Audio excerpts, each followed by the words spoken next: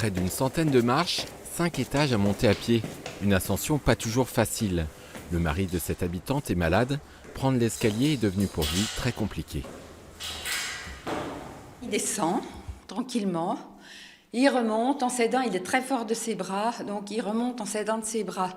Moi, je ne peux pas l'aider parce que moi, je ne peux plus. Ce bâtiment HLM est le seul du quartier à être équipé d'un ascenseur.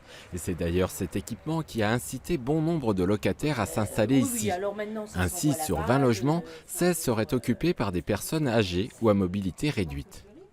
Mon papa est obligé d'aller habiter ailleurs parce qu'il habite au 5e. Il a des soucis de santé, même pour les autres personnes. Je suis pas Ah non. C'est vraiment une catastrophe et là, on en a ras-le-bol. Les responsables de l'OPAC de Saône-et-Loire, en charge de la gestion du bâtiment, n'ont pas souhaité être interviewés. Dans un communiqué, ils se retranchent derrière la procédure de l'assurance avant d'entamer toute réparation. S'agissant d'un sinistre, nous sommes contraints par des délais incompressibles liés aux expertises. Yvonne habite au 4e étage. En situation de handicap, elle a été relogée, mais elle souhaiterait revenir chez elle au plus vite. L'OPAC doit prendre ses responsabilités. C'est un bailleur, on a un bail avec eux, on paye un loyer, ils doivent s'occuper de ça. Le problème des assurances ne nous concerne pas.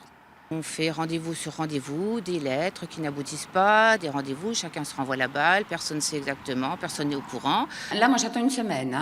Et là, je mets dans les mains de mon conseiller juridique. On est plusieurs à le faire, et parce que l'OPAC, ils nous donnent aucune nouvelle, ils savent rien. Si eux, ils savent pas, qui sait ? Pour les habitants, la galère ne semble pas sur le point de s'arrêter. Selon l'office HLM, les réparations pourraient intervenir en octobre, après la réalisation d'une 3e expertise.